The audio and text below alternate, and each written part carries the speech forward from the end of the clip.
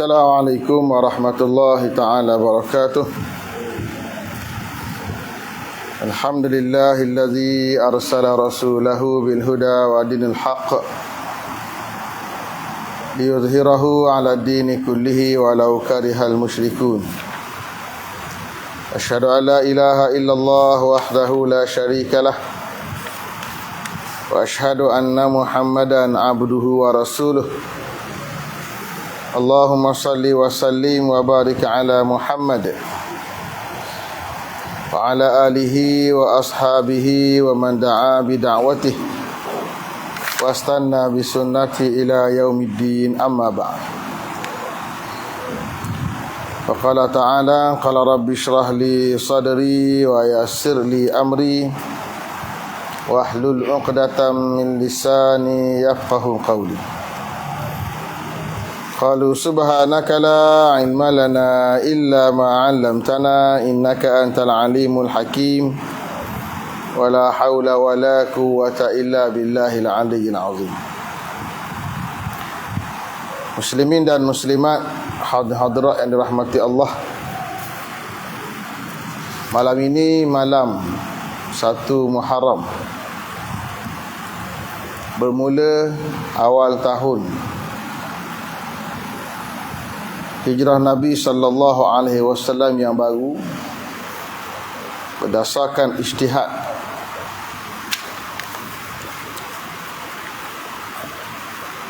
daripada sahabat Nabi sallallahu alaihi wasallam bernama Umar ibnu Al-Khattab radhiyallahu taala anhu.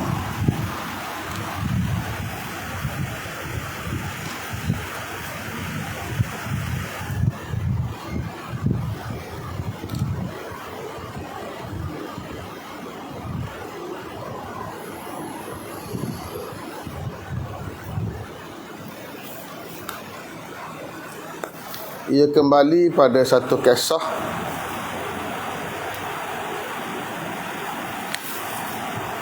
apabila para sahabat Nabi sallallahu alaihi wasallam berbincang tentang penggunaan takwim bagi orang-orang Islam. Kerana orang Islam telah ada penggunaan bulan Muharram, Safar, Rabiul Awal, Rabiul Akhir, 12 bulan yang kita pakai pada hari ini, tetapi penentuan tahunnya belum berlaku. Lalu para sahabat Nabi sallallahu alaihi wasallam bincang untuk menentukan berdasarkan apa. Lalu kata setengah sahabat Nabi sallallahu alaihi wasallam, kita buat berdasarkan peristiwa kelahiran Nabi sallallahu alaihi wasallam. Kerana sesuatu takwim ditentukan berdasarkan peristiwa yang besar. Dan antara peristiwa yang besar yang mengubah sejarah adalah kelahiran Nabi kita Muhammad sallallahu alaihi wasallam. Ada pula yang berpandangan berdasarkan peristiwa kenabian, iaitu Nabi sallallahu alaihi wasallam dilantik oleh Allah menjadi nabi pada usia 40 tahun. Kerana cerita kenabian Nabi juga adalah peristiwa besar yang mengubah sejarah dunia. Dan ada pula yang memberikan pandangan untuk dibuat berdasarkan peristiwa hijrah Nabi sallallahu alaihi wasallam. Lalu itulah yang dipersetujui oleh Umar ibn Khattab, menjadikan hijrah sebagai satu takwim bagi menentukan tahun, takwim bagi orang-orang Islam. Banyak riwayat menyebut tentang sebab Umar mengarahkan sahabat bincang berkaitan dengan takwim. Antaranya bila sampai pada Umar ibn Khattab surat daripada Gubernur Umar. Bila sampai surat kepada Umar, surat itu bertulis bulan tapi tak ada tahun. Sedangkan surat nak sampai pada Umar itu tentulah memerlukan masa. Dengan pergerakan pada masa itu, memerlukan masa 2 minggu, ada yang sebulan, Kerana keadaan Islam di zaman Umar telah berkembang sampai ke bumi Iraq, sampai ke bumi Parsi, bumi Iran pada hari ini. Perjalanannya jauh. Maka dari situlah Umar mengarahkan untuk ditentukan tahun. Maka Umar setuju dijadikan hijrah sebagai asas penentuan tahun. Lalu para sahabat Nabi pula bincang, nak dimulakan dengan bulan apa sebagai bulan yang pertama. Maka kata sebagian sahabat, kita mulakan dengan bulan Ramadan sebagai bulan yang pertama. Kalau Ramadan sebagai bulan yang pertama, artinya bulan Syawal bulan yang kedua. Dan bulan sebelum Ramadan adalah bulan yang ke-12, itu bulan Syaban. Ada pula beri pandangan kita mulakan dengan bulan Syawal, bulan raya. Berarti Ramadan akan jadi bulan yang ke-12. Penutup tahun adalah bulan 12. Penutup tahun adalah bulan Ramadan. Kemudian ada pula beri pandangan kita mulakan dengan Muharram. Lalu Umar Ibn Khattab menyokong pandangan ini dengan menyebut Muharram munsarafun nas. Bulan Muharram bulan orang ramai bersurai, dengan maksud bersurai daripada menunaikan ibadat haji. Bila mana orang ramai menunaikan ibadat haji, mereka bersurai selalunya pada bulan Muharram, berakhir haji 10 Zulhijjah. Mereka buat selesaikan tawaf. 11 Zulhijjah mereka pergi pula Mina, dan semua akan berakhir 12 dan 13 Zulhijjah. Mereka mula bergerak. Tapi kata-kata manusia akan meninggalkan kota Makkah pada bulan Muharram. Habis Muharram habis. Maka kata Umar, Muharram munsarafun nas. Muharram bulan orang ramai bersurai, maka baik kita mulakan dengan bulan Muharram. Kenapa? Kerana ibadat haji, orang yang tunaikan ibadat haji, dia balik ke kampung halaman dengan haji yang mabrur. Kata Nabi SAW, kayaumin waladathu ummuh. Bagai satu hari dia baru dilahirkan oleh ibunya. Berarti dia balik dengan buku daftar yang baru, cara hidup yang baru, cara fikir yang baru, bukan lagi cara fikir dan juga amalan yang lama. Maka sangat sesuai Muharram dijadikan sebagai permulaan bagi tahun Islam, kerana bermula safhah jadidah, muka buku yang baru bagi orang Islam. Maka disitulah bermula penentuan bahawa bermula Muharram menjadi bulan pertama Islam, dan automatik bulan yang terakhir itu bulan Zulkaadah sebelumnya menjadi bulan yang ke-12.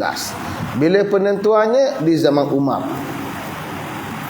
Bila kita faham sejarah, kita boleh kaitkan dengan satu amalan yang dibuat hari ini. Amalan baca doa di hujung tahun dan di awal tahun. Adakah amalan itu berlaku di zaman Nabi? Jawapannya tentu tidak. Mana mungkin berlaku zaman Nabi, sebab penentuan awal tahun dibuat zaman Umar, bukan zaman Nabi. Maka membaca doa awal dan akhir tahun tak ada kaitan dengan Nabi, dan dia bukan sebahagian daripada amalan yang disuruh. Tetapi siapa yang nak berdoa, silalah berdoa berdasarkan umum ayat Al-Quran yang mengajar kita untuk berdoa. Faqala rabbukum ud'uni astajib lakum. Dan berkata Tuhan kamu, doalah pada aku, pasti aku terima. Atas rasa itu saja. Tapi ada pun nak berdoa dengan i'tikad ni mesti doa. Kalau tak doa tak berkat tahun kita.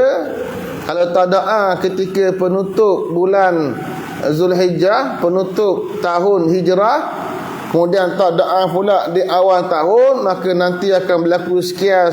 Itu semua adalah khurafat yang berlaku. Ini perlu kita betulkan, perlu kita tegur. Kerana banyak amalan yang kita buat, kita suka sandar pada agama, sedangkan agama tak suruh buat pun. Jadi itu saya jadikan mukadimah pada malam ini supaya kita faham. Amalan apa yang kita buat mestilah bersandarkan pada apa dalil daripada agama kita. Siapa nak doa, sila doa. Cuma betulkan i'tiqad bahawa itu adalah semata-mata berdoa yang boleh kita buat bila masa saja. Nak doa sebelum asar ke, lepas asar ke, sebelum maghrib ke, lepas maghrib ke, nak doa hujung tahun ke, awal tahun ke, tak kira masa mana pun doa lah. Yang penting berdoa kepada Allah Subhanahu Wa Taala, dan jangan diiktikadkan itu adalah amalan yang mesti kita buat, tak dapat tidak. Kalau tak buat, kita ni seolah tak betul dari sudut agama kita. Itu permulaan yang saya nak sebut. Yang kedua, hijrah Nabi kita Muhammad sallallahu alaihi wasallam bukannya berlaku pada bulan Muharram. Bila kita bincang tentang hijrah, selalu kita bincang bila bulan Muharram lah. Sempena kita tentukan Muharram sebagai awal tahun. Hijrah Nabi sallallahu alaihi wasallam berlaku pada penghujung bulan Safar. Lagi sebulan lebih. Bukan 2 bulan. Berlaku pada penghujung Safar, 27 Safar. Hari Khamis malam Jumaat. Berlaku hijrah Nabi sallallahu alaihi wasallam, keluar daripada rumah baginda sallallahu alaihi wasallam Khamis malam Jumaat, dan 2 minggu kemudiannya, hampir 2 minggu kemudiannya tiba di Madinah. Dan tiba di pinggiran bandar Madinah di perkampungan Bani Amrin, perkampungan Bani Auf, pada 8 Rabiul Awal. Dan kemudiannya Nabi sallallahu alaihi wasallam pada hari Jumaat 12 Rabiul Awal masuk ke tengah bandar Madinah, tempat di mana hari ini kita lihat adanya Masjid Nabi sallallahu alaihi wasallam. Lalu baginda mengisytiharkan itulah tapak Masjid Nabi dan tapak rumah Nabi sallallahu alaihi wasallam. Bila berlaku Rabiul Awal, bersama juga dengan bulan di mana kita bincang tentang Maulid Nabi sallallahu alaihi wasallam. Maulid Nabi berlaku pada hari Isnin. Bila tarikhnya kita pegang sebelum ini, tarikhnya 12 Rabiul Awal. Tapi berdasarkan kajian falak, kalau memang telah sepakat lahirnya Nabi hari Isnin berdasarkan hadis Sahih Muslim, maka dia tak jatuh 12 Rabiul Awal, dia jatuh 9 Rabiul Awal. Yang penting bulan Rabiul Awal. Maka oleh kerana biasa kita bulan Rabiul Awal bincang tentang Maulid, kita bincang bab hijrah pada bulan Muharram. Itu saja. Tapi sebenarnya peristiwa hijrah Nabi berlaku pada bulan Rabiul Awal, bulan yang sama berlakunya hijrah Nabi kita Muhammad sallallahu alaihi wasallam. Tetapi al-azmu, tapi azam dan tekad untuk berhijrah berlaku bila? Bulan Muharram. Kenapa? Kerana pada bulan Zulhijjah datang orang-orang Yasrib, turun jumpa Nabi sallallahu alaihi wasallam pada musim haji, membuat satu bai'ah dengan Nabi sallallahu alaihi wasallam yang kita panggil bai'atul harbi, bai'ah perang. Bai'na Rasulullah sallallahu alaihi wasallam ala sam'i wa ta'ah. Kata sahabat Nabi sallallahu alaihi wasallam, Ubadah ibn Samit, kami bai'ah Nabi sallallahu alaihi wasallam untuk dengar dan juga taat. Dengan bai'ah Nabi itu, maka Nabi sallallahu alaihi wasallam mula mengarahkan para sahabat berhijrah ke negeri Yasrib. Kerana orang Yasrib telah beri bai'ah pada Nabi. Bai'ah apa? Bai'ah kepimpinan. Bai'ah untuk dengar dan juga taat. Nabi sebagai Nabi mesti didengari dan juga ditaati, tak boleh langgar.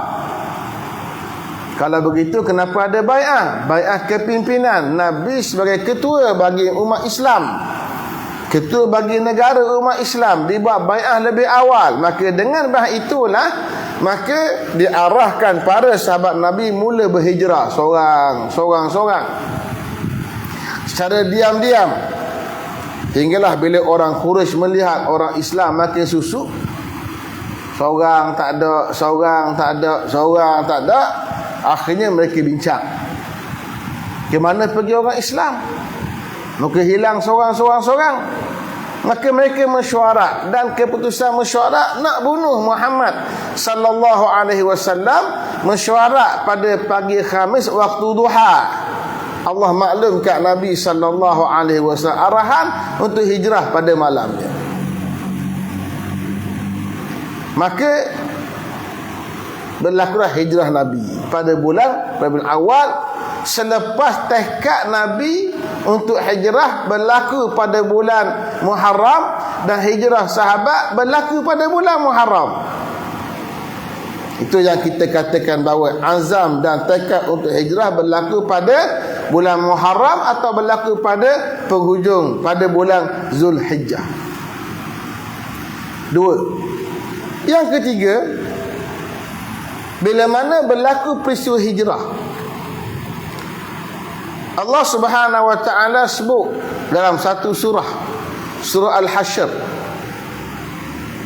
kelebihan dua golongan. Satu golongan yang dipanggil Al-Muhajirun, satu golongan dipanggil Al-Ansar. Golongan yang dipanggil Muhajirun dan golongan yang dipanggil Al-Ansar tidak akan wujud melainkan sebab berlakunya peristiwa hijrah. Maka Allah turunkan ayat memuji dua kelompok, Al-Muhajirun dan kelompok Al-Ansar. Dalam surah Al-Hasyr, lil fuqara'il muhajirin allazina ukhriju min diyarihim wa amwalihim. Harta faid, agian harta dalam Islam, harta yang hasil daripada peperangan menjadi milik negara. Harta faid itu bukan peperangan. Harta faid ni harta yang dibayar oleh orang-orang yang bukan Islam kepada orang Islam bila mana berlakunya pembukaan negeri-negeri Islam. Harta faid itu kata Allah Ta'ala lil fuqara, menjadi milik orang-orang miskin. Al-muhajirin, yang berhijrah. Allazina ukhriju min diyarihim wa amwalihim, yang mana mereka diusir keluar meninggalkan tanah air mereka dan juga harta benda mereka. Yabtaguna fadlan min Allahi wa ridwana, dalam keadaan mereka mencari redha Allah Ta'ala, kurniaan daripada Allah Ta'ala dan redha daripada Allah Subhanahu wa Ta'ala. Wa yansuruna Allah wa rasulah, mereka membantu Allah dan juga Rasulnya.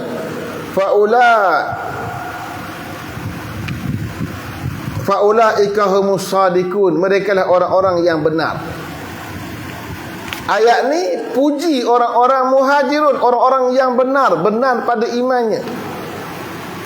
Kemudian Allah sambung pula, wallazina tabawwa'ud dara wal imana min qablihim, dan orang yang menyediakan iman dan menyediakan kediaman bagi orang-orang yang telah beriman lebih awal pada mereka.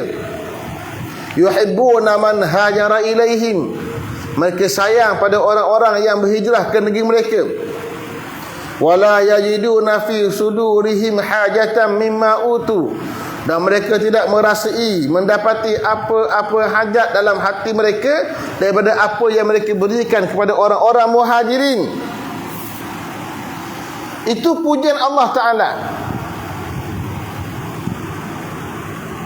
Wa yusiruna ala anfusihim, dan mereka pula mengutamakan orang lain berbanding diri mereka sendiri. Walau kana bihim khasasah, meskipun mereka juga ada kepentingan tersendiri.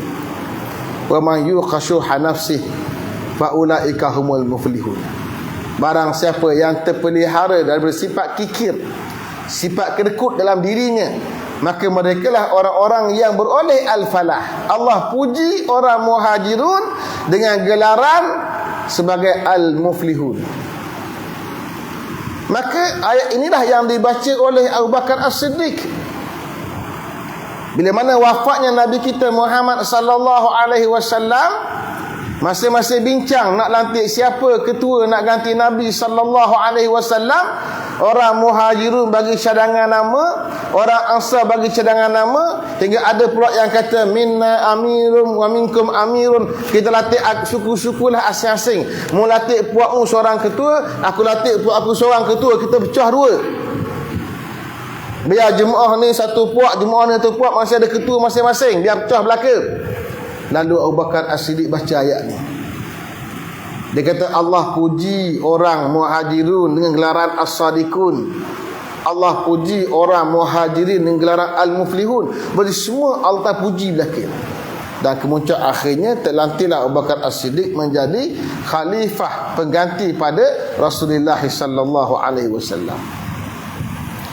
Dan bila Allah cerita tentang golongan Al-Muhajirun dan golongan Al-Ansar, siapa dia Al-Ansar? Al-Ansar maknanya orang-orang yang bantu Allah. Merujuk pada orang Yasrib, ada dua puak kalangan orang Arab yang masyhur, satu namanya Aus, kedua namanya Khazraj. Allah satukan mereka dengan iman, Allah gelar mereka dengan gelaran Al-Ansar, kerana mereka sebelumnya sentiasa berbalah dan bergaduh. Dua puak yang berperang panjang walaupun duduk satu negeri, bergaduh panjang. Allah satukan mereka dan beri satu gelaran yang dikaitkan dengan agama, Ansarullah, pembantu-pembantu pada agama Allah Ta'ala. Kemudian Allah sambung dengan ayat wallazina ja'u min ba'dihim, dan orang-orang yang datang selepas mereka, selepas golongan Al-Muhajirun, selepas golongan Al-Ansar yang datang selepas mereka, yang tak rasa nikmat berlaku peristiwa hijrah, yang tak rasa nikmat berjuang di Mekah, yang tak rasa nikmat berjuang dengan Nabi, yang datang selepas mereka. Siapa selepas mereka? Selepas sahabat. Muhajirun sahabat, Ansar semua sahabat. Siapa dia sahabat? Man laqiyan Nabi sallallahu alaihi wasallam, orang yang pernah bertemu Nabi sallallahu alaihi wasallam, mukminan bihi, masa dia jumpa Nabi dia beriman, dan dia beriman dengan Nabi, wa mata alal Islam, dan dia mati pula dalam keadaan dia muslim. Ini adalah sahabat. Tiga takrifan bagi sahabat. Satu, jumpa Nabi. Kedua, masa jumpa dia beriman. Yang ketiga, dia ni mati dalam keadaan Islam, dia sahabat. Ada yang hidup sesama dengan Nabi tapi tak pernah jumpa Nabi. Abu Muslim Al-Khawlani, orang Yaman, dia masuk Islam zaman Nabi tapi tak pernah jumpa Nabi. Maka dia digelar sebagai tabi'i. Tabi'i mana orang yang ikut. Tabi' orang yang ikut. Tabi'i nisbah pada orang-orang yang ikut para sahabat Nabi sallallahu alaihi wasallam. Tabi'i orang yang sempat jumpa sahabat, tak sempat jumpa Nabi. Dia hanya sempat jumpa dengan sahabat Nabi, sempat jumpa orang yang sempat jumpa Nabi. Maka Abu Muslim dia tabi'i walaupun hidup zaman Nabi, tapi dia panggil tabi'iyun kabir, tabi'i yang besar. Tabi'i yang besar dirujuk kepada mereka yang hidup zaman Nabi cuma tak sempat jumpa Nabi. Maka Allah cerita pula orang yang datang selepas itu, selepas orang Muhajirun, selepas orang Ansar, yang datang selepas itu orang-orang tabi'un dan juga orang-orang tabi'in. Tabi'in mana apa? Orang yang ikut pada orang yang ikut. Orang yang ikut sahabat dipanggil tabi'in, jamaknya tabi'in. Orang yang ikut pada orang yang ikut pada generasi yang ketiga, dia panggil tabi'in. Kenapa timbul isu generasi 1, 2, 3? Sebab hadis Nabi sallallahu alaihi wasallam, khairul quruni qarni, sebaik-baik kurun, sebaik-baik abad ialah abad aku, abad Nabi hidup. Summal ladzina yalunahum, kemudian orang yang datang selepas mereka, itu abad yang kedua. Summal ladzina yalunahum, kemudian orang yang datang selepas mereka, abad yang ketiga. Maka ulama agih secara umum, generasi pertama generasi sahabat, generasi kedua generasi tabi'in, Generasi ketiga, generasi tabi' secara umum. Maka Allah kata orang yang datang selepas mereka, selepas sahabat Nabi, iaitu tabi'un dan tabi'in, mereka ni macam mana keadaan mereka? Yaquluna, mereka sentiasa berdoa, Rabbana ighfir lana, wahai Tuhan kami, ampunkan dosa kami. Wal ikhwanina, dan ampunkan dosa saudara-saudara kami, allazina sabaquna bil iman, yang telah mendahului kami beriman pada Allah Ta'ala. Muhajirun mendahului mereka dengan iman, Al-Ansar mendahului mereka dengan iman. Orang yang awal ini ada kelebihan sebab dia hidup zaman susah, zaman Islam sukar, zaman Islam payah di Mekah, zaman Islam payah di Madinah. Yang datang lepas pada itu zaman yang sudah senang Islam dan telah berkembang. Zaman Umar Islam dah sudah berkembang sampai ke bumi Parsi, sampai ke bumi Iraq, dah berkembang Islam. Yang datang selepas mereka, dia doa untuk orang yang terdahulu. Artinya Allah sebut pula golongan terkemudian. Golongan ini akan sentiasa doa untuk orang yang awal. Dia bukan maki orang yang awal, dia bukan kutuk orang yang awal, dia doa bagi orang yang awal, yang hidup lebih awal dan beriman lebih awal. Maka ayat ini semua ayat cerita berkaitan dengan orang yang hijrah dan zaman selepas hijrah Nabi sallallahu alaihi wasallam. Saya jadikan sebagai mukaddimah untuk kuliah kita pada malam ini. Wallahu taala alam. Muslimin dan muslimat, hadir-hadir yang dirahmati Allah, kita menyambung kitab Bahrul Mazi, Syarah Mukhtasar Jami' Tirmizi, juzuk yang ke-14, muka surat 144. Tuan-tuan, baru ni sahabat saya, Al-Fadhil Ustaz Badruddin, namanya panjang, tak silap Fadlullah Badruddin, Ustaz Badru nama dia, meninggal dunia. Seorang lepasan daripada Pakistan, kemudian balik ke Malaysia, mengajar di Institut Berakan. Saya kenal beliau di Berakan, saya juga mengajar di Berakan ketika balik mengaji. Kemudian dia sambung ke Suriah dan selalu berulang ke rumah saya di Jordan dan berkawan rapat. Dia meninggal pada hari Selasa, pada hari Isnin yang lepas. Saya sebut nama dia sebab kitab yang saya baca ni kitab dia. Kitab Bahrul Mazi yang saya baca ni kitab dia. Saya ada 2 naskah kitab Bahrul Mazi.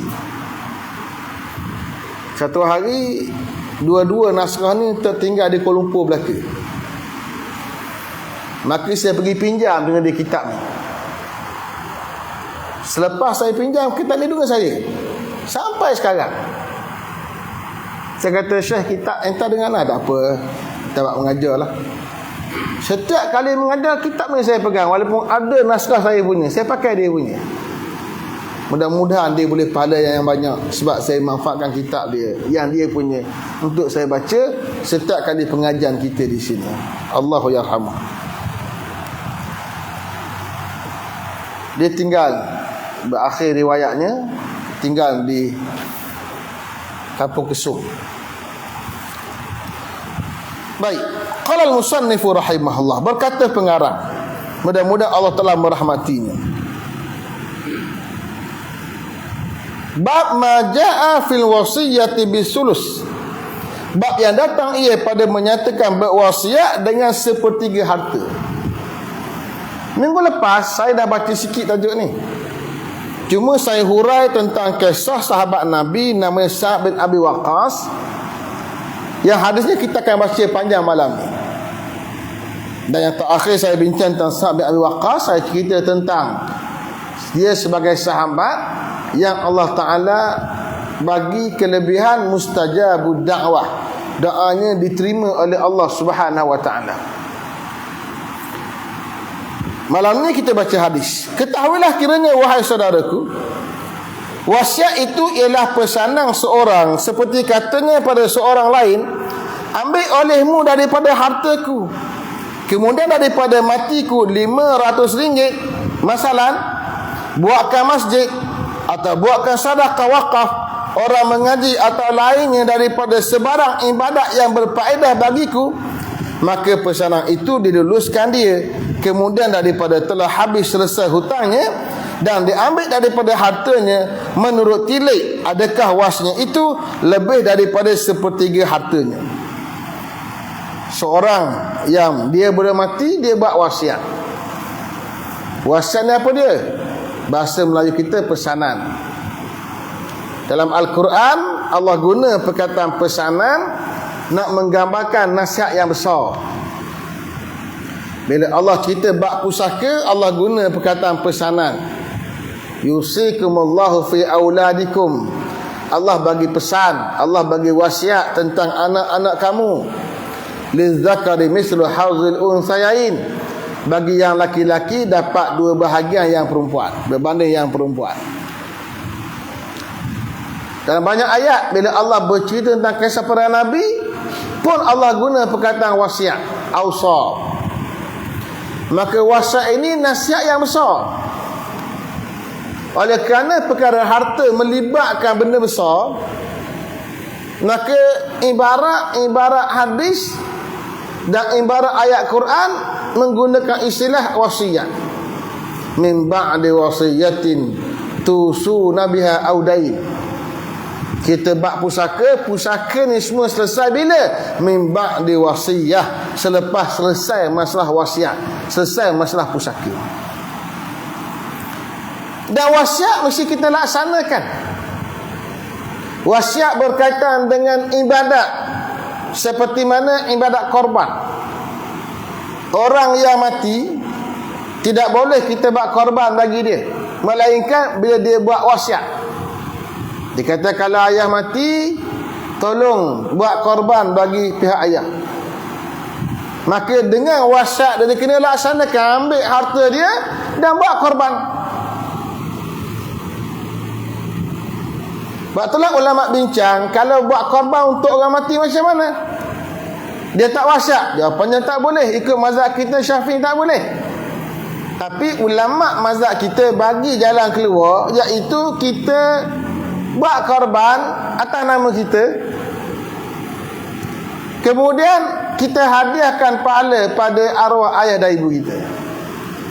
Berarti bukan korban bagi pihak mak ayah, tapi niat untuk beri pahala kat dia. Niat korban untuk kita, pahala yang kita sedekahkan kat dia. Kerana jumhur ulama berpandangan niat nak beri pahala ataupun hadiahkan pahala sampai pada si mati. Itu jumhur ulama mazhab Imam Ahmad Ibn Hanbal. Mazhab kita Syafi'i, majoriti Asy-Syafi'iyah. Mazhab Imam Abu Hanifah pun sama. Cuma Al-Imam Syafi'i ni ada pandangan lain. 3 mazhab menyatakan bahawa hadiahkan pahala pada si mati sampai. Imam Syafi'i dan Imam Malik di pandangan tak sampai. Maka Al-Imam Nawawi ambil jalan tengah. Jalan tengah macam mana? Dia kata doa. Doa supaya pahala tu sampai. Itu yang kita buat sekarang, melibatkan amalan tahlil bagi orang mati. Amalan tahlil bagi orang mati, dalilnya ialah kaedah sampai pahala pada si mati dengan sebab doa agar dihadiahkan pahala. Kita baca Quran, baca surah Al-Fatihah, baca muqaddimah surah Al-Baqarah, baca ayat kursi, baca penutup ayat kursi, baca 3 kul, kemudian sambung dengan tahlil la ilaha illallah, kemudian mungkin zikir berselawat sikit lagi dan sebagainya. Akhir kita doa, Allahumma ij'al thawaba ma qara'nahu minal Qur'an Karim. Ya Allah, jadikanlah pahala apa yang kami baca ni daripada ayat Quran. Rama halalnahu, apa yang kami tahlilkan tadi, hadiyatan wasilah, menjadi hadiah yang sampai. Nuhdiha ila fulan bin fulan, kita hadiahkan pada fulan bin fulan. Itu versi doa saya lah. Versi doa yang orang duk cetak saya bawa lain pula versi dia. Tapi kaedah macam tu lah. Nak hadiah biar pahala sampai. Kenapa? Majoriti ulama berpandangan sampai. Ulama bincang berkaitan dengan orang mati. Bila orang tu mati, yang confirm memberi manfaat pada si mati yang dah mati dua. Satu, sedekah dia masa dia hidup. Yang kedua, doa kita untuk dia. Itu sampai pada si mati. Maka Imam Nawawi ambil kaedah, ada kena doa ni sepakat ulama sampai pada si mati. Maka bila buat amalan, doa, ya Allah, sampaikan pahala aku ini pada si mati. Maka timbullah perbahasan berkaitan ibadat seperti solat, hingga timbul perbahasan dipanggil solat hadiah. Bila orang mati, dia buat solat, dia nak hadiah pahala pada orang mati, dia panggil solat hadiah. Menjadi khilaf kalangan para alim ulama. Puasa, buat puasa, hadiahkan pahala pada si mati. Menjadi khilaf kalangan para alim ulama. Yang kita pegang tadi pendapat majoriti yang kita sampai. Maka kaedah nak ambil kaedah bagi orang mati. Wasiat. Wasiat dia melibatkan amal apa yang dibuat, wasiat tu mesti dilaksanakan. Tapi nak laksanakan itu pula ada hak limit dia. Hak limitnya tengok pada harta jangan lebih daripada 1/3. Sekiranya lebih daripada 1/3 harta, tidak diluluskan dia, melainkan qada 1/3 harta itu sahaja. Dia ada 10,000, dia niat sedekah untuk masjid, dia wasiat sedekah untuk masjid kita Bangga Beradung ni 500. Maka yang boleh kita ambil hanya 3,333 ringgit 33 sen saja. Dan poin 3 sama. Poin 3 seterusnya. Nak lebih boleh tak? Boleh. Caranya dengan ashabul furud, dengan warasah, dengan orang yang bakal dapat harta pusaka. Kalau semua ahli yang bakal dapat pusaka, baik isteri dia, baik suami dia, baik anak dia yang laki-laki, baik yang perempuan, baik ibu dia, baik ayah dia, setuju nak pelepah 500, maka boleh berjalan lah. Sebab apa? Sebab itu hadiah pula daripada orang yang hidup untuk kebaikan si mati. Tapi yang wajib atau wasiat yang 3,333 ringgit tadi saja. Itu cara dia. Jangan pula bila kita kata tak lebih 1/3, dia ambil betul-betul 1/3. Hak lain tu tak boleh dah ada ruang lagi nak bagi dengan cara sedekah pula oleh semua ahli-ahli yang bakal dapat harta pusaka untuk kebaikan si ayah. Dan memang patut berlaku pun. Kerana harta itu bukan harta kita asal pun, harta mak ayah tak mati. Kita dapat benefit, dapat nikmat sebab dia mati. Maka nak pulangkan balik itu yang terbaik. Kerana sedekah itu sampai pada si mati. Bila seorang sahabat dia musafir, mak dia mati di Madinah. Balik-balik mak dah mati dah. Dia agak rasa terkilan sebab tak sempat jumpa mak dia, tak sempat solat jenazah mak dia. Dia jumpa Nabi, "Ya Rasulullah, atasaddaqu anha? Boleh ke tak saya nak bersedekah bagi pihak mak saya hak mati?" Dia kata boleh. Nabi kata, "Ya Rasulullah, aku jadikan kebun kurma aku ini sedekah bagi mak saya." Mana dia sedekah satu kebun. Ini dipanggil wakaf, sedekah wakaf, wakaf komersial untuk umat. Kebun itu jadi milik umat, manfaatnya untuk ramai. Tak ramai nak buat macam tu. Hak ada tu kalau nak ngomong habis. Hak ada. Ada pun kata nak beri hak dia, hak tu gelak gambar. Sedangkan sedekah itulah yang sampai pada si mati. Maka berwasiat itu telah disuruh oleh syarak kita dengan dalil seperti hadis yang dikeluarkan oleh Abu Isa At-Tirmizi dengan katanya, Sa'd bin Abi Waqqas qala maridtu amal fathi maradan ashfaitu minhu 'ala al-maut diriwayatkan daripada seorang sahabat bagi Nabi sallallahu alaihi wasallam, namanya Sa'd bin Abi Waqqas radhiyallahu anhu, katanya, telah kena sakit aku di Mekah pada tahun membuka negeri Mekah, iaitu diambil dengan perang daripada tangan kafir. Sakit aku akan sebagai sakit yang hampir aku mati daripadanya. Fa'atani Rasulullah sallallahu alaihi wasallam ya'uduni, maka datang Rasulullah sallallahu alaihi wasallam zarah ia akan sakit aku itu. Cerita bab wasat ni cerita yang masyhur, kisah Sa'ad. Itu saya jadikan muqaddimah minggu lepas tentang siapa itu Sa'ad. Sa'ad bersama dengan Nabi pergi ke Mekah pada tahun pembukaan kota Mekah. Tahun ke berapa? Tahun ke-8. Tahun ke-8 hijrah Nabi sallallahu alaihi wasallam, setelah orang Quraisy langgar perjanjian dengan Nabi sallallahu alaihi wasallam, Nabi turun ke Mekah, langgar kota Mekah. Tapi orang Mekah kemudiannya terima kehadiran Nabi tanpa berlaku perang, melainkan 1-2 pertempuran kecil berlaku di 2-3 tempat.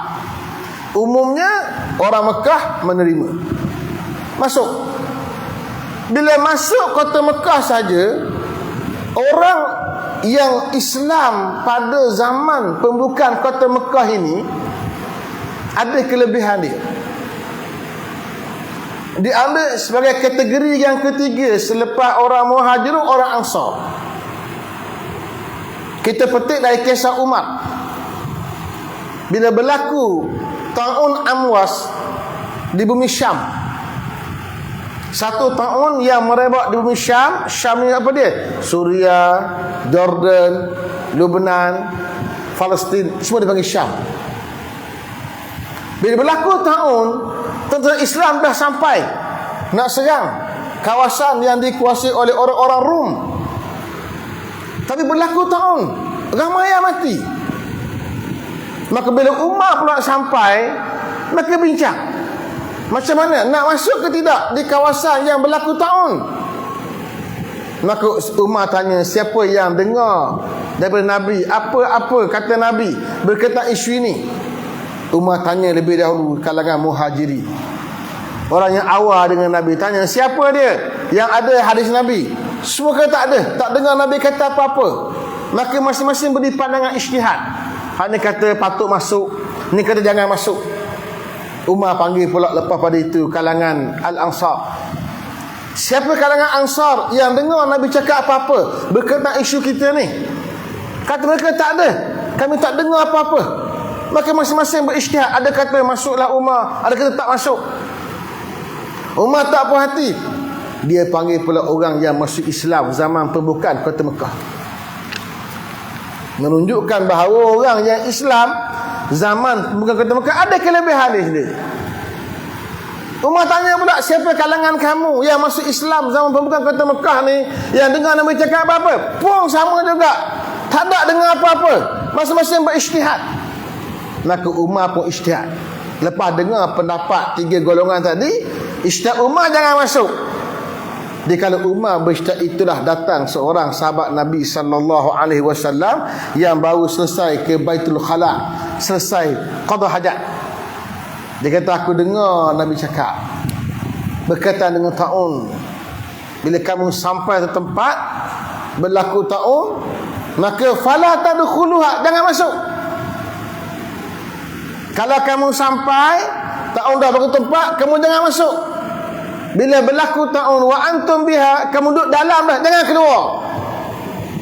Maka itu yang dipanggil sebagai kuarantin. Yang duduk kat dalam jangan keluar, yang dalam jangan masuk. Kenapa? Tak nak bagi merebak.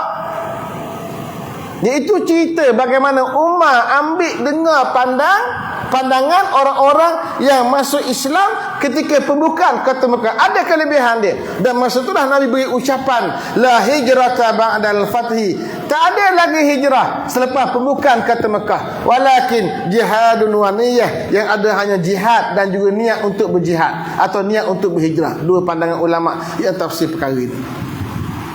Lalu Al-Imam Nawawi dalam kitab beliau Riyadhus Salihin bahas, diberi rakasan huraian Dia kata tak ada berlaku lagi hijrah selepas pembukaan kota Mekah, li'anna Makkah sarat darul Islam.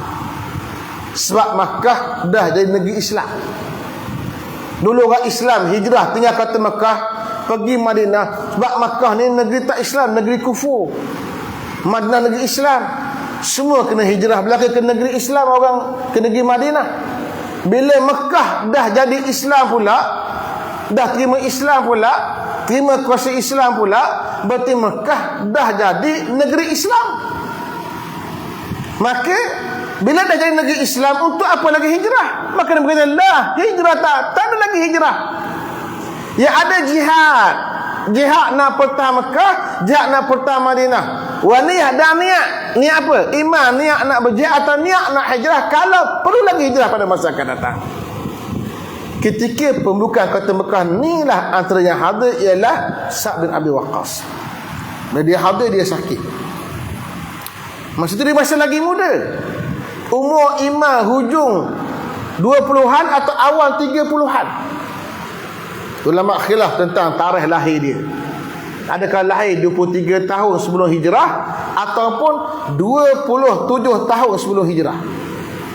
Kalau 23 tahun sebelum hijrah, ni tahun ke-8 hijrah. 23 cabut 8, umur dia umur 31. Kalau dia lahir umur 27 tahun sebelum hijrah, ni tahun yang ke-8 hijrah, cabut 8, umur 35. Umur dia 35. Dia sakit berat. Sakit yang dia rasa dia nak mati. Maka bila dia rasa nak mati ni lah dia sebut depan Nabi SAW. Nabi dengar saat ni sakit yang berat, maka Nabi SAW pergi ziarah. Masalah imam ziarah orang yang sakit. Kata Imam Nawawi rahimahullahu ta'ala dalam syarah Muslim, pada sepotong hadis dalam masalah 255 itu menunjukkan sunat ziarah orang yang sakit. Dan sesungguhnya disunatkan pula bagi imam ziarahnya sebagai sunat bagi seorang manusia juga. Dia kelebihan kitab yang kita baca ni, Bahrul Mazi. Walaupun satu hadis tu nak bincang satu bab, bila mana ada fawaid, ada faedah ilmu, dia akan bahas. Sebab itulah yang beli kitab ni tak rugi tuan-tuan. Beli kitab ni 300 lebih harga dia, buh kat rumah baca. Banyak ilmu kita dapat. Dia ambil pengajaran bila Nabi pergi ziarah. Nabi ni siapa? Nabi ni imam. Kita sebagai orang Islam, dengan anak buah dia mati, maka dia pergi ziarah. Ambil kaedah kat situ, sunat bagi imam ziarah orang sakit. Dah imam kerja banyak tak? Kerja banyak lah. Yang jadi Perdana Menteri, kerja banyak lah. Yang jadi MD, kerja banyak lah. Yang jadi wakil rakyat, kerja banyak lah. Tapi antara kerja yang dia juga boleh buat, walaupun tidak semuanya masa habis untuk ziarah, antaranya ialah sunat ziarah. Maka ambillah ziarah sebahagian daripada kaedah kepimpinan. Peruntukan sedikit masa. Ziarah orang sakit. Ziarah orang sakit tak nak khilaf lagi, pahalanya besar. Banyak hadis kita baca dan sudah ulang banyak hadis berkaitan dengan ziarah orang sakit ni, berbeza dengan ziarah biasa. Antaranya hadis Ali yang sebut kata-kata Nabi SAW, seolah kamu berjalan di kebun buah-buahan, memetik buah sepanjang ketika mana ziarah orang sakit ni. Dipanggil sebagai iyadah, bukan ziarah. Bahasa Melayu kita bezakan ziarah dengan melawat. Kalau ziarah biasa ziarah lah. Kalau orang sakit kita panggil melawat, orang mati kita panggil melawat. Ni bahasa yang digunakan pakai dululah. Dia sama je, ziarah belaka. Bahasa Arab pun sama. Ziarah, ziarah. Tapi kalau untuk orang sakit dipanggil iyadah. Kenapa iyadah? Iyadah ni asalnya ada yang udah pulang. Pulang macam mana? Seolah nak pulangkan pada fitrah asal dia. Yang kena nak pulangkan doa untuk diri dia biar dia sembuh. Itu makna iyadah. Yang kedua iyadah makna ulang alik pergi sama. Sakit pergi tengok, sihat, kemudian sakit pergi pula tengok dia. Itu iyadah. Kerana orang sakit memerlukan banyak ziarah agar dia rasa seronok, dia rasa gembira. Ni Nabi pergi ziarah, tentulah suka. Wakaf pun sakit. PM pergi tengok dia, suka tak? Oh, suka, nocak dia. Bangun lalu segar, sihat. Nak selfie dengan PM, contoh. MB turun, oh suka dia, seronok, ambil gambar. Hak sakit tu hilang sakit. Kan memang tujuan ziarah orang sakit nak bagi dia suka. Maka bagi imam, dia ambil kaedah tadi, sunat untuk pergi ziarah. Kata Sa'ad, faqultu ya Rasulullah, inna li malan katsira wa laysa yarisuni illa ibnati, afausi bimali kulli. Qala la. Maka apabila aku lihat akan Rasulullah sallallahu alaihi wasallam ada di hadapan aku, dan aku pun ada menyangkakan diriku tidak hidup lagi, lalu berkata aku kepadanya, ya Rasulullah, hamba ini ada dalam sakit seperti yang tuan hamba lihat ini, maka sungguhnya ada bagi hamba itu harta yang banyak. Sekiranya hamba mati, tiada yang mempusaki harta hamba itu melainkan seorang anak hamba yang perempuan, dan ada lainnya daripadanya asabahnya. Maka adakah boleh hamba berwasiat dengan harta hamba semuanya dan hamba sedekahkan jadi faedah hamba di negeri akhirat? Bila dengar Nabi akan pertanyaan demikian itu, ia pun menjawabnya, sabdanya, jangan engkau sedekahkan semua hartamu itu. Dia sakit berat, rasa nak mati dah. Mati hidup kita tak tahu. Bila sakit berat, Nabi mari tengok, dia rasa nak buat wasiat. Dia kata, ya Rasulullah, saya sakit berat ni, saya nak wasiat.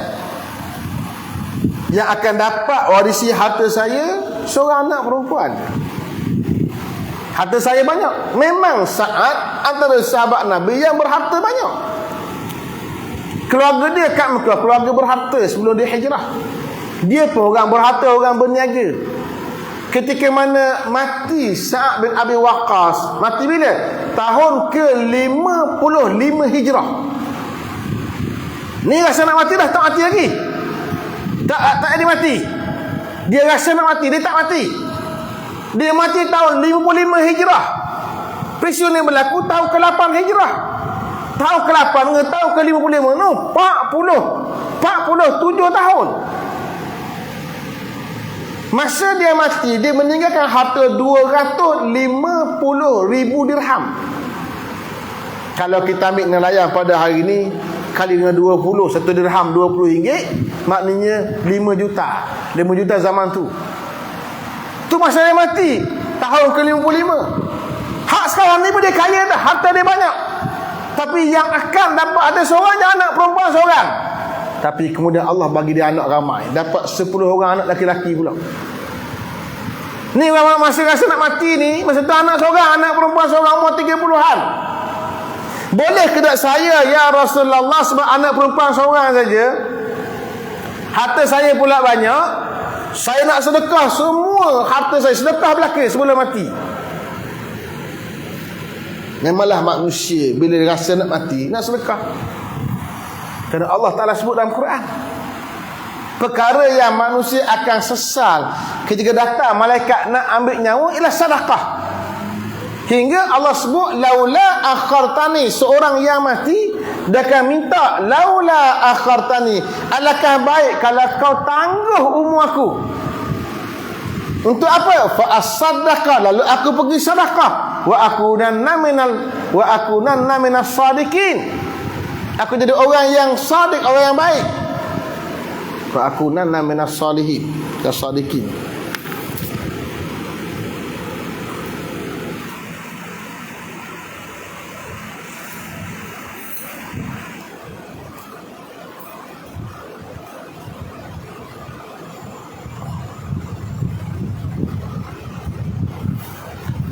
Fa as-saddaqa wa akun minas salihin. Lalu aku bersedekah dan aku tergolong kalangan orang yang saleh. Mana orang nak mati ni, penyesalan utama dia ialah bak duit, tak ada sedekah. Ni Allah gambarkan pada kita. Maka sahabat Nabi sallallahu alaihi wasallam yang rasa sakit berat ni, nak mati ni, sebelum mati dia nak sedekah dulu harta dia, semua sekali. Tapi apa kata Nabi sallallahu alaihi wasallam? La, tak boleh. Masalah orang sakit itu, adakah harus pada syarat menyebutkan dan mengeluarkan maksudnya dan kehendaknya pada orang yang sihat dan orang pengurusnya dalam masa sakitnya itu? Boleh tak ketika mana dia sakit, orang jaga dia sebut sesuatu kepada orang yang jaga dia? Kata Imam Nawawi rahimahullahu ta'ala dalam syarah Muslim, pada sepotong hadis dalam masalah 256 itu menunjukkan harus orang sakit itu menyebut apa yang didapatnya pada dirinya kerana maksud yang sahih, daripada berubah ataupun doa orang yang saleh atau wasiat atau minta fatwa daripada apa-apa halnya dan sebagainya. Bila orang tu sakit, bila orang mari ziarah dia, boleh ke tak dia minta apa-apa? Jawapannya boleh. Apa dia? Minta barang yang baik. Tuan, tolong doakan saya agar segera sembuh. Tuan, tolong cari ubat untuk saya. Sebarang hajat dia boleh maklum pada orang yang datang ziarah dia. Hajat yang baik. Dan bila dia bercakap macam tu, ulama bincang, adakah menggambarkan dia tidak redha dengan qada Allah Ta'ala? Tak. Dia sakit berat, dia mengadu kat orang. Mengadu sakit ni, boleh ke tak mengadu sakit kat orang ni? Orang mari ni, boleh tak mengadu? Jawapannya boleh. Mengadu itu bukan dengan syarat, bukan kerana menyesali qada yang berlaku. Bukan menyesali, hamba sakit ni berat dah. Tak, bukan sebab itu. Tapi ambil redha dengan sakit dan nak ke hadapan, tafaul, harapan yang baik, minta dia cari ubat, minta dia doa. Sahabat, tolong doalah saya bagi sembuh. Minta dia doa, boleh?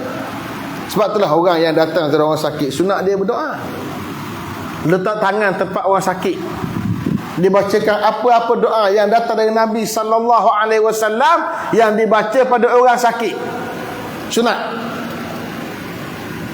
Jadi tujuan ziarah tadi, di samping bagi dia semangat, ialah agar doa.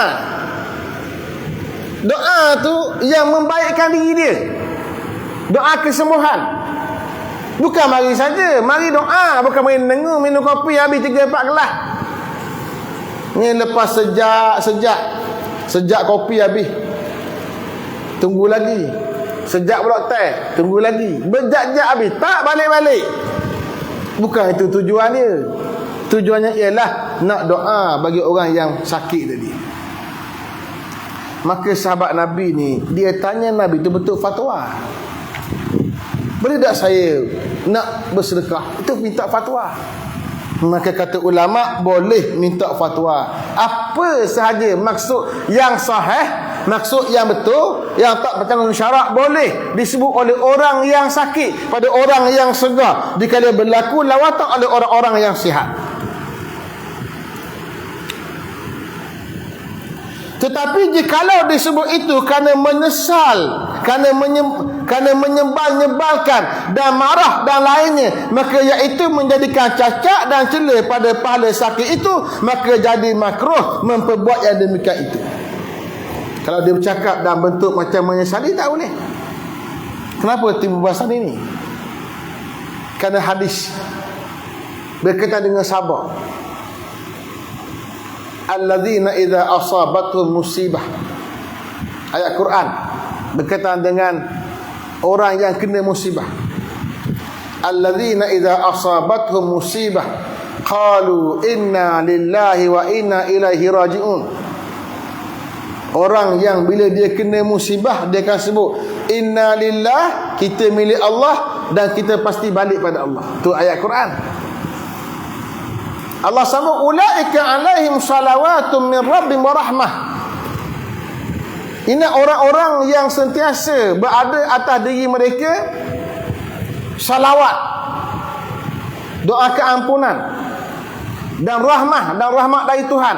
Wa ulaika humul muhtadun, mereka orang yang dapat hidayah. Ayat itu cerita kelebihan orang yang sakit.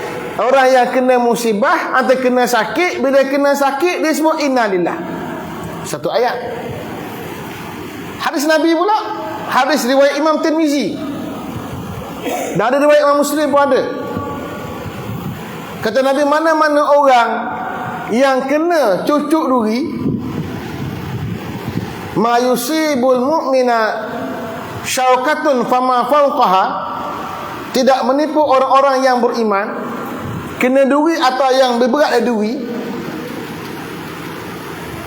Lepas dia kena cucuk duri, kemudian bila sakit macam tu, melainkan illa kafarallah, melainkan Allah kafarahkan bagi dia dengan sebab sakit tadi satu dosa dia, kafarallahu anhu sayyi'atan wa rafa'a biha darajatan, dan Allah angkat bagi satu darjat.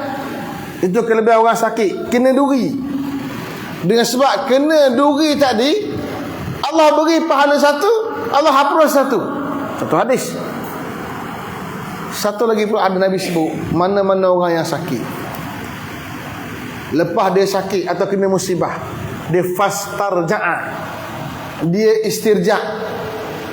Mana istirja' sebut inna lillahi wa inna ilaihi raji'un. Kemudian dia doa. Doa macam mana? Allahumma akhlif li khairan minha. Ya Allah, gantikan untuk saya yang lagi baik. Kalau dia istirja', berarti dia terima hakikat dia kena uji oleh Allah Ta'ala. Dia doa pula agar Allah Ta'ala ganti yang terbaik kat dia. Dan dia doa pula, Allahumma ajirni fi musibati, ya Allah beri pahala pada saya dengan musibahku ini. Maka Allah Ta'ala akan beri apa hak dijanjikan oleh Allah tadi. Allah beri dia kebaikan, Allah hapuskan dosa dia, Allah beri pahala kat dia, dan Allah ganti yang terbaik lagi untuk diri dia. Itu keadaan orang sakit. Dia kena sabar. Orang yang sabar siapa dia? Orang yang sebut innalillah tadi dah sabar. Ayat sebelumnya Allah sebut walanabluwannakum bisyai'in, Allah pasti uji kamu. Hujung Allah kata wa basyiris sabirin, beri khabar gembira pada orang yang sabar. Siapa orang sabar? Allazina idza asabatuhum musibah, orang sabar orang yang bila kena musibah dia sebut innalillah. Situlah perbahasan ulama. Sabar-sabar lagu mana? Antara makna sabar ialah dia tidak mengeluh atas apa yang dia kena. Maka orang yang tak mengeluh atas apa hak dia kena, maka Allah berikan pahala-pahala yang besar. Dan kalau dia mengeluh macam mana pula? Satu pendapat daripada mazhab Malik, kita silap pendapat Imam Qurtubi dalam kitab beliau Al-Jami' li Ahkamil Quran. Pendapat dia, kalau dia ta'awuh, dia mengeluh sekalipun, tetap Allah beri juga pahala. Sebab apa? Kerana sakit dia tu. Tapi kalau dia tidak ta'awuh, dia tidak mengeluh, maka Allah beri pahala berganda. Itu pendapat sebahagian ulama mazhab Maliki. Yang penting ialah bila sakit Allah beri pahala satu, dan orang yang sakit mesti bersabar kesakitan dia dengan tidak menyesali apa yang berlaku, dan tidak salah untuk dia tanya apa-apa sahaja soalan, dia minta apa-apa keperluan yang tidak menggambarkan dia menyesali atas kesakitan yang jatuh atas diri dia. Masalah mengumpu akan harta itu, adakah diharuskan oleh syarak kita? Pengarang nak ambil satu ilmu lagi dari kisah ini. Boleh ke tak kumpul harta? Sebab sahabat Nabi tadi, dia duit banyak. Kata Imam Nawawi rahimahullahu ta'ala dalam syarah Muslim, pada hadis Nabi dalam masalah 256 itu menunjukkan harus mengumpul harta. Kerana kata Sa'ad pada Nabi bahawasanya ada bagiku harta yang banyak, maka tiada apa larang atau tegur Nabi pada katanya harta banyak itu, maka menunjukkan atas tidak apa mengumpul harta. Bila Sa'ad kata, ya Rasulullah, harta saya banyak, berserta kedak, Nabi tak kata apa-apa. Nabi tak kata, banyaknya harta kamu, jangan kumpul harta banyak-banyak. Nabi tak kata. Maka diamnya Nabi atas cerita harta yang banyak itu menunjukkan bahawa keharusan mengumpulkan harta. Dah salah ke mana berharta? Yang salah berharta bukan kumpul. Para sahabat kumpul harta. Abu Bakar ada harta, Umar ada harta, Uthman ada harta, Abdul Rahman ada harta. Bukan salah pada kumpul harta. Yang salah pada satunya at-takatsur. Alhaakumut takatsur. Melekakan kamu at-takatsur. Mana pun at-takatsur? Makna at-takatsur yang asal ialah banyak. Makna yang tepat bagi at-takatsur ialah berbangga dengan banyak. Kamu dilekakan dengan usaha yang nak banyak harta dan bangga dengan harta. Hatta zurtumul maqabir, hingga nanti kamu pergi ziarah kubur. Mana apa? Mati. Manusia kumpul harta dan bangga dengan banyak harta. Buka handphone, buka internet, tengok, oh dalam bank, main bank ada baru 100,000. Buka pula akaun bank lain, bank Islam, oh ni ada 20,000. Berbangga dengan banyak. Berbangga dengan banyak itu yang dilarang. Ada pun nak kumpul banyak, tak apa. Satu. Yang kedua, bila kumpul harta, harta tak mengalir pada yang lain dalam bentuk sedekah. Yang ni yang dilarang.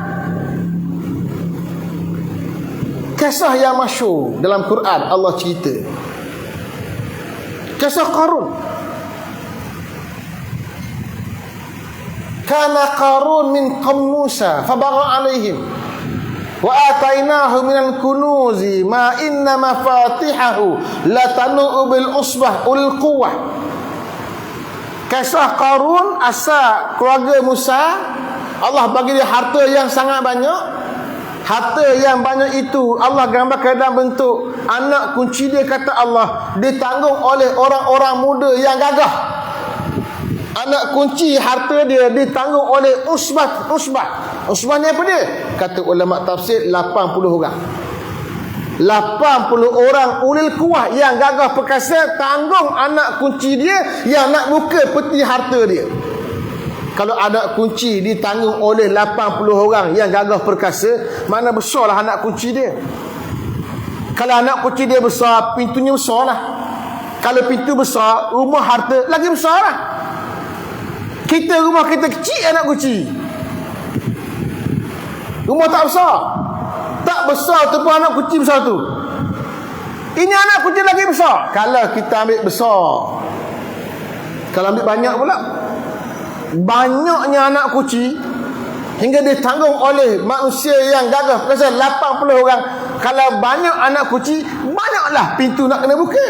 Makin banyaklah pintu, banyaklah rumah harta dia. Banyak, Allah gambar banyak.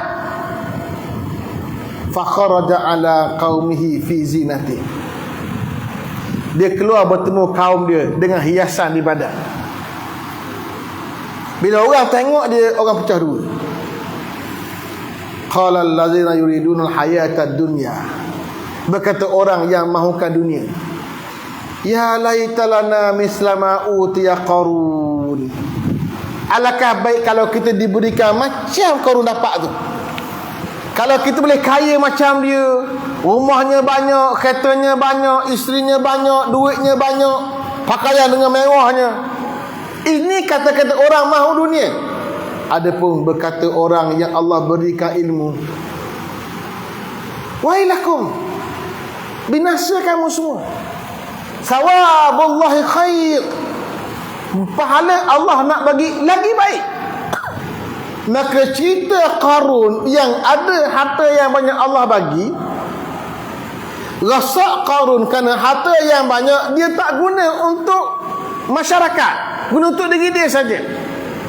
Lalu Allah sebut wabtaghi fima ataka Allahu darul akhirah, dan carilah dengan apa yang Allah bagi pada kamu. Bagaimana Allah bagi pada kamu ad-darul akhirah, cari negeri akhirat. Wala tansa nasibaka minad dunya, jangan lupa habuan kamu daripada dunia. Apa habuannya? Nak pakai, nak minum, nak berseronok sikit, itu hak kamu. Tapi bahagian akhirat jangan lupa. Maka cari harta yang banyak tidak salah. Yang salah bila kedekut. Cari harta banyak tak salah. Yang salah bila digunakan di tempat yang salah. Para sahabat Nabi mati, sahabat-sahabat yang besar ada harta yang besar. Macam tadi Sa'ad mati 250,000 dirham. Banyak. Maka tak salah kumpul harta. Yang salah pada macam mana kita bertindak dengan harta yang banyak. Kita bincang bab zuhud. Zuhud ni mana apa? Adakah zuhud maknanya tak ada harta? Tak. Zuhud bukan tak ada harta. Zuhud orang yang ada harta, tapi zuhud jiwa dia tentang harta. Dia ada harta, tapi hatinya bukan ta'alluq, ikat pada harta. Tak. Harta dia banyak macam mana pun, dia tak sombong, dia tak kedekut, hatinya tak melekat pada harta. Itu orang yang zuhud. Bukan makna zuhud ni pakai baju buruk, baju bertampung, pakai baju rusuh, baju buruk, baju tak. Itu bukan sebenar-benar zuhud. Zuhud yang benar, dia ada harta tapi jiwanya bukan pada harta. Itu zuhud. Az-zuhdu fid dunya. Maka apa yang kita bincang tadi menunjukkan bahawa tidak ada salah pada kumpul harta, yang salah pada bagaimana kita bertindak pada harta tersebut. Wallahu ta'ala alam. Tersambung lagi nanti insya-Allah pada minggu akan datang. Wallahu ta'ala alam. Aqulu qali hadza wa astaghfirullahal azim li wa lakum. Wassalamualaikum warahmatullahi taala wabarakatuh. A'udzubillahi minasyaitonir rajim. Bismillahirrahmanirrahim. Alhamdulillahi rabbil alamin, wassalatu wassalamu ala asyrafil anbiya mursalin sayyidina Muhammad wa ala alihi wa sahbihi ajma'in.